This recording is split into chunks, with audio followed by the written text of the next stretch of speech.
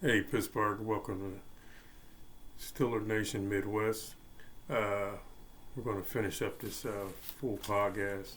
Yesterday I had to do it on my TikTok, but I'm here now. Um, First, I want to give my shout out to my sponsors today. Uh, People of Color Beauty, based out of Los Angeles, um, has been on Good Morning America a few years ago. I remember seeing that episode. They gave her a nice spot. And then Oprah just gave her an award, not that just recently. She was in a magazine. I'm not quite sure the name. I just don't want to put anything out there. But she's doing pretty good. Um, she's doing really good actually. So the business has been maintained. They usually say the first few years are tough, and I think she's in her fifth year now, so fifth or sixth year. So basically, she's doing a great job with her product and moving it. And she's just trying to get into other markets. Uh, California is saturated with her product and some other places in the Southwest. And now she wants to come to the Midwest. So, and we're going to help her do that. People of Color Beauty. Uh, you can go online and look at the nail polish for people of color, um, and contact her if anybody's out there that wants to try out that nail polish. It's a pretty good assortment. Second is Compass Timepieces, also based out of Los Angeles. Uh, Guy who owns it came up with the idea 4 years ago. Actually, earlier this week was his fourth anniversary in business with his timepieces, and he has high echelon, upper scale watches, and we're talking not your everyday Joe watch where you can go in and buy like a fossil or anything like that. You know, $70, $80, sometimes a little bit over 100. We're talking thousands of dollars with these watches, and they're moving. Um, if you go to my Facebook page, there's one post. I have several, but there's one post that shows a referee from the NBA purchasing his at dinner and being delivered to him by David Carrington, the owner and creator of timepieces, Compass timepieces, and the mechanisms are made out of Switzerland, uh, and he designed and crafted it, and they helped him out with it. As far as if anybody knows watches, Italy and Switzerland are like the top brands in the country, in the world actually, I should say, correct myself, and Switzerland being probably number one. So if you get a watch with those mechanisms straight out of Switzerland, and uh, that's an excellent watch, and his watches are excellent, nice line of watches. Then there's DJ Foots, um, local DJ out of Kansas City, basically uh, does the Juke House and other events. He has been known to go on Kansas City Chiefs um, parties on the run, like in Houston, where he'll go down and they'll have a party and he'll DJ it while down there.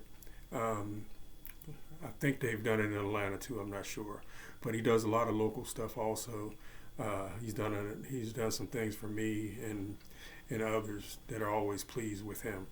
And like I said, he has a big following. So DJ Foots, you can go into his DJ Foots business page on Facebook, and or reach him at his Yahoo.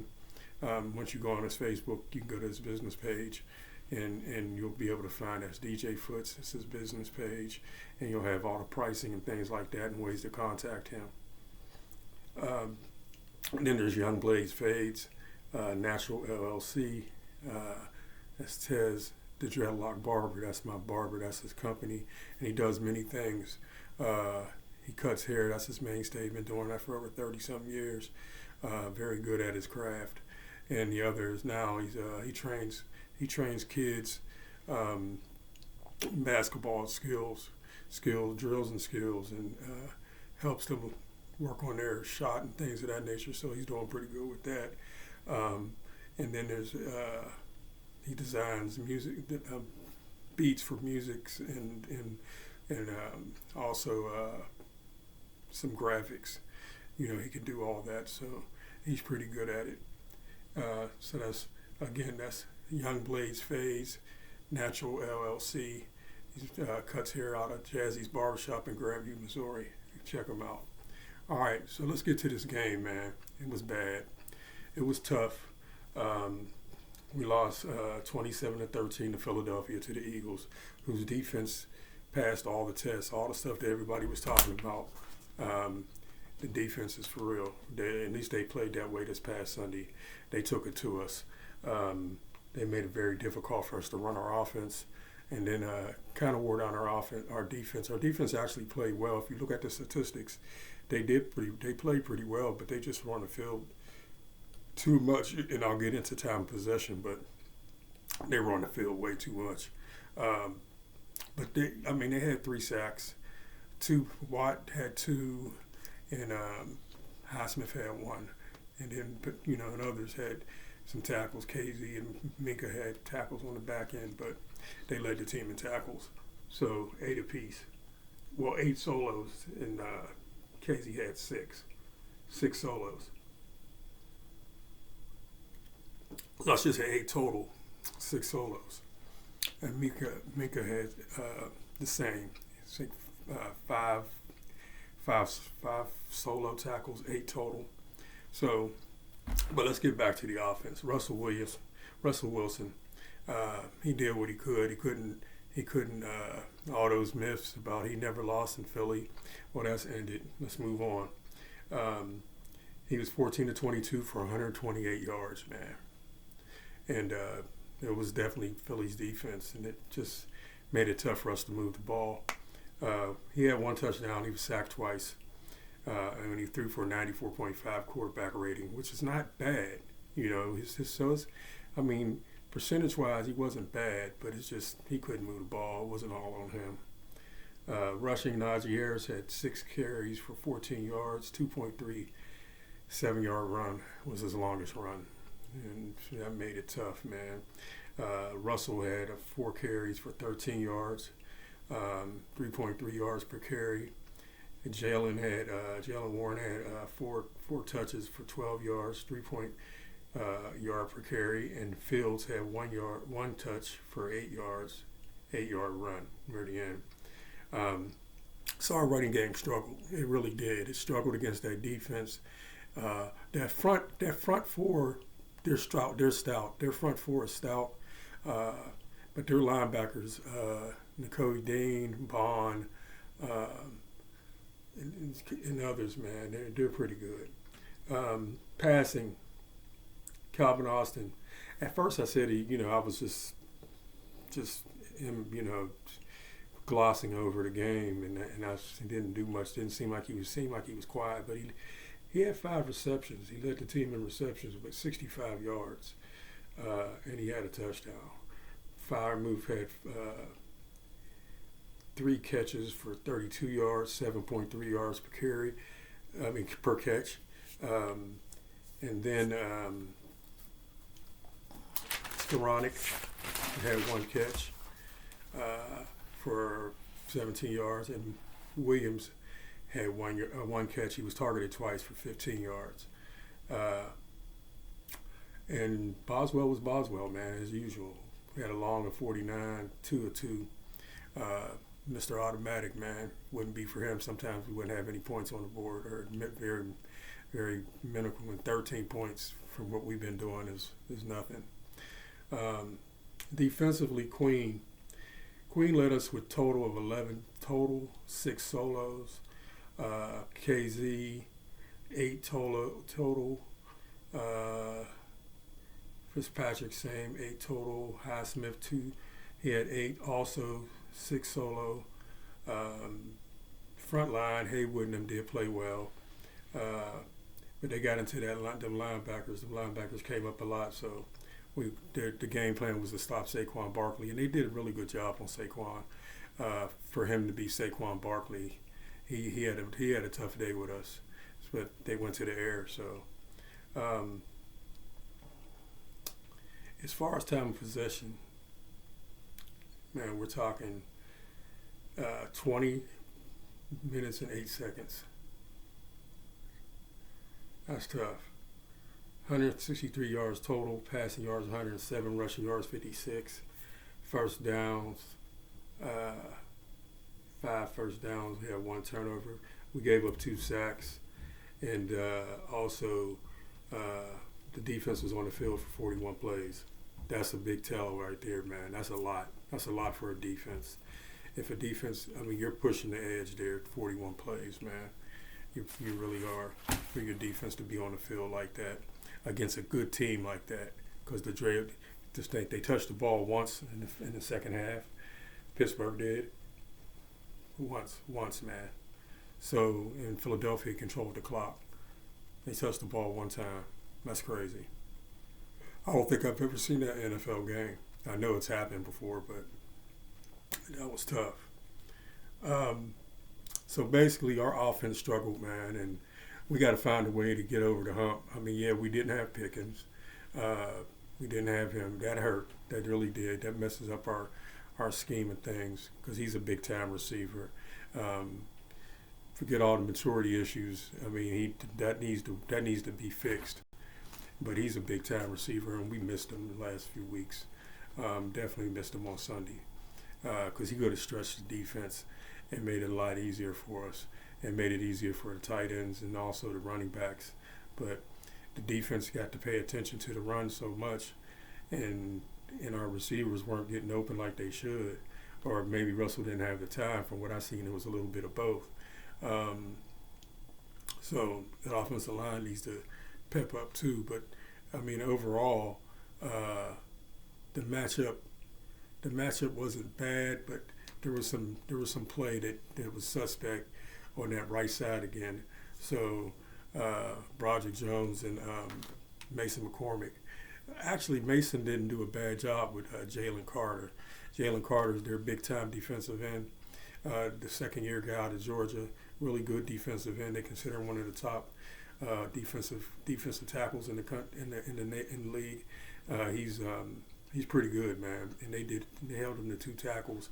He did have a pass deflection, got his hands up, but basically, as far as all the plays that he's been making during the season, he didn't do that as much with us, and it made it tough. But those linebackers are pretty good. Rushing wise, Jalen was 14 to 65, 14 for 65 yards, 3.4 yards per carry. He had a 22-yard run. That was Saquon. And so he had 65 yards, 3.4. And we're talking about a man that was averaging over almost I think it was 6 point per yard, 6 point yard, per carry.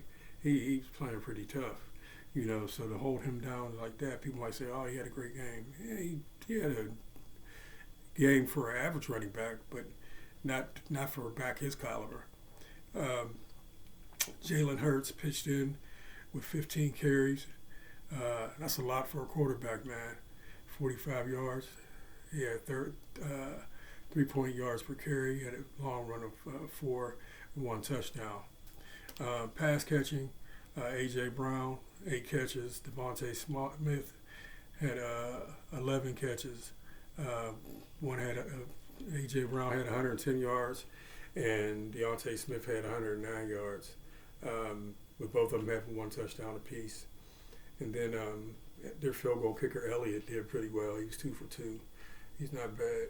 Special teams, like all three of their teams, special teams, defense and offense, pitched in this game. And that's what championship teams do, or teams that are heading for a good run. Linebackers, Nakobe Dean had 7. Bond had 5 solo. Nolan Smith, outside linebacker, had 3 solos and 1 sack. Carter held in check somewhat, pass breakup, like I said, 2 tackles. Josh Stewart had a tackle for loss and also a sack. Time possession, man, this is big. They had the ball 39.52 on offense, 401 yards, total yards, passing yards 270, 26 first downs, 7 penalties, 2 turnovers. They did have 2 turnovers. He was sacked 3 times, and they were on the 77 to 41. So they were on the field for 77 total plays. So that just tells you. NFC, man, they got some issues with Philly. So basically, the Philadelphia game was rough, man.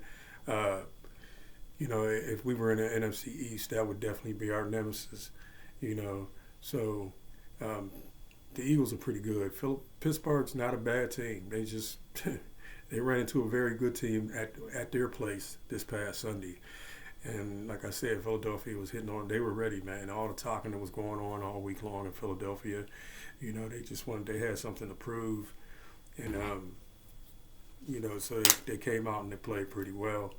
As far as our defensive play, we did have some turnovers we caused. Got the ball on the ground a couple times. That fumble by Najee late in the game, that was a big time drive going on, man. You figure that drive, I think we tied up or take the lead, and it doesn't even seem like it because of the way we played the rest of the game, man. After that fumble, and Najee had a big run. He did. He broke one up on the right side off tackle, and looked like it was off tackle. I have to look at that again, but it was behind. It was off tackle. I'm pretty sure it was off tackle between the guard and tackle. It was nice, man. Great blocking. Busted him through. He was like maybe 8-9 yards downfield, and we're moving. We're rolling. It's continuing. We're on the move. We're going to score, and that would have been big. That would have changed the whole complexity of the game. And not saying that Najee's a bad. I mean, we're talking about a guy who has fumbled in his NFL career. He's lost 2 fumbles. He's lost 2 fumbles, and he's fumbled twice this season. Lost 1, gained 1. He recovered 1. I think he has a total of 4 or 5 fumbles his whole going into his 5th year option in the NFL as a running back. That's very dependable. And then they said, I think he had 1 fumble with Alabama. The man don't fumble the ball. I mean, yeah, we're Steelers fans and we don't want him to fumble. It hurts our team. But come on. He's not. It's not like we should cut his head off and get rid of him and cut him right now and don't re-sign him because of that 1 fumble. That's not the case. Philadelphia just took it to us, man. With that run alone, we still had problems because we would have had to stop them.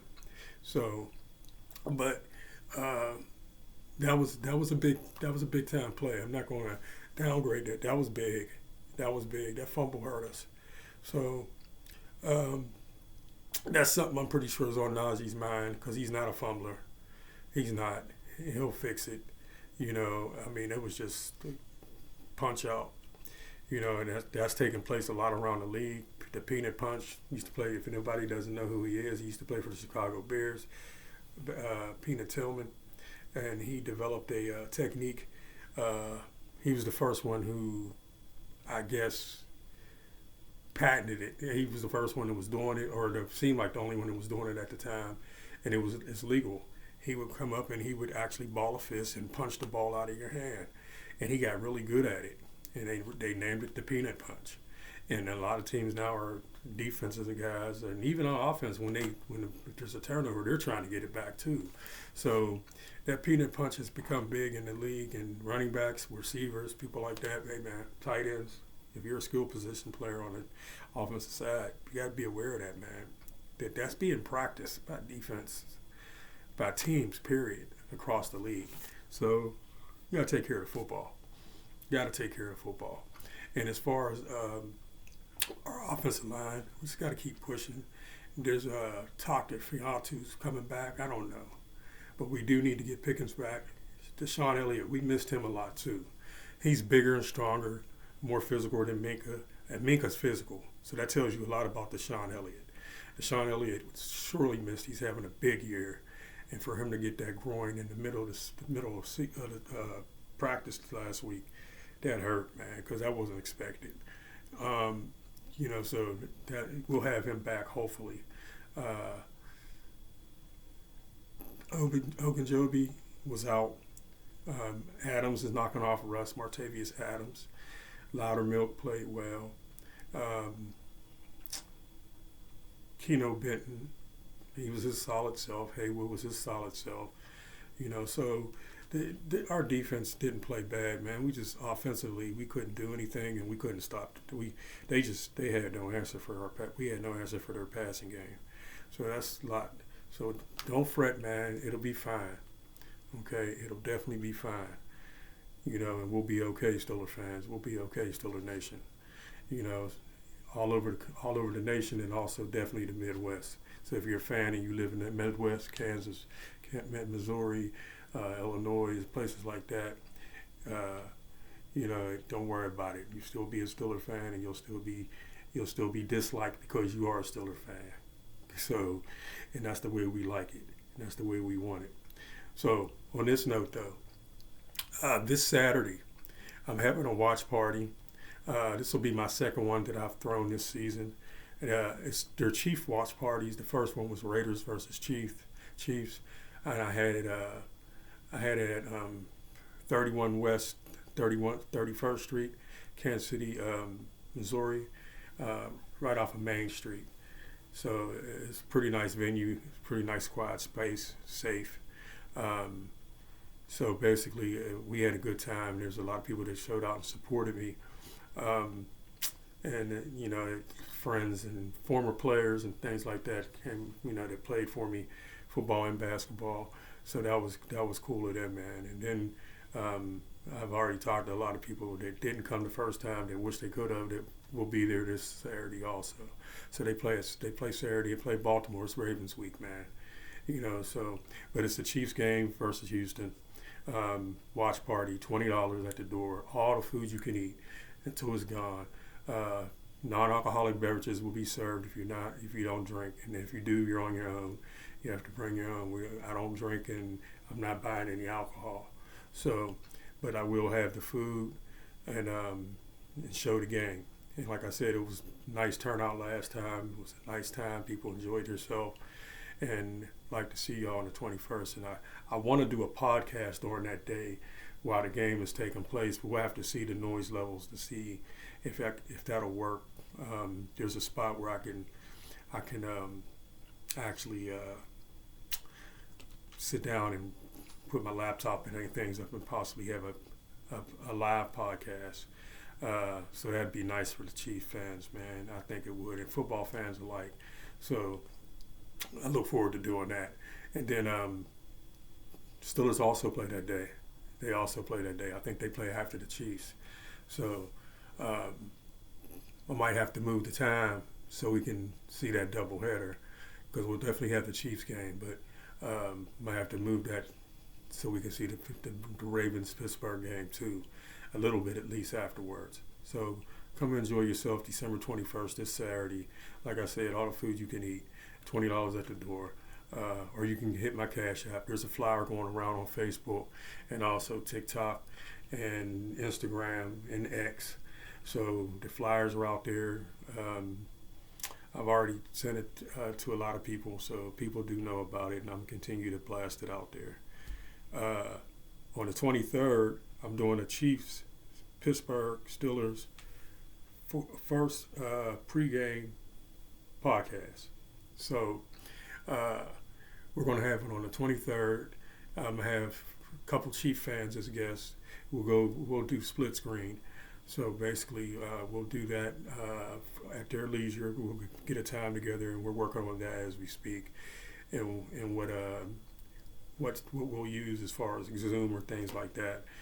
So it's going to be pretty organized, and that should be pretty nice. And have some Chief fans, and we'll be able to analyze the game. Also, we'll get serious about it, but we'll analyze the game on why the Chiefs will lose and Pittsburgh will win, and vice versa. That's how I did that. How Chiefs will lose, Pittsburgh will win. So that's a little dig if you didn't catch it. But yeah, so that's Christmas Day they play. They play on the 25th, so we're going to do a pregame podcast on the 23rd. Where I'm going to have my first guest via split screen, and we'll be able to talk and analyze both sides, both teams, and then talk some football, period, and then we'll just talk. we'll just talk about the game and have some fun with it, and it should be pretty nice.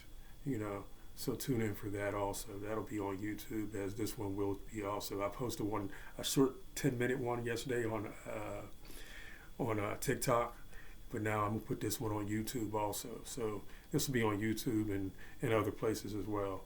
So thank you, Steeler Nation Midwest, for joining me. And tune in on Friday evening. I'll have the pregame pregame for Philadelphia, full, just Philly.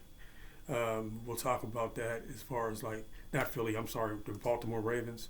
We'll talk about the Ravens as far as what Pittsburgh needs to do to secure that second victory of the season versus them down there. And the last few years, we're 6-1 or 7-1 against them. So we've had our way, but that doesn't mean it's NFL, not for long. So you might beat up on a team 2-3 years, and then they get you. And we got to go down there, and they want some payback because they're fighting for a division. Usually Baltimore's running, they're front runners. They're in the front. That this year, Pittsburgh's in the front. So that's how it should be.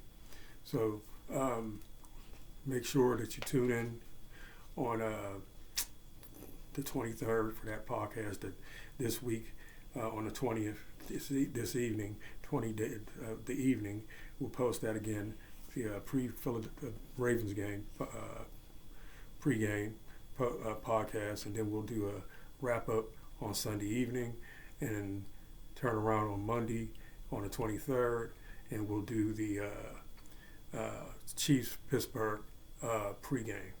Okay, so thank you, Steeler Nation Midwest, for joining. Thank you.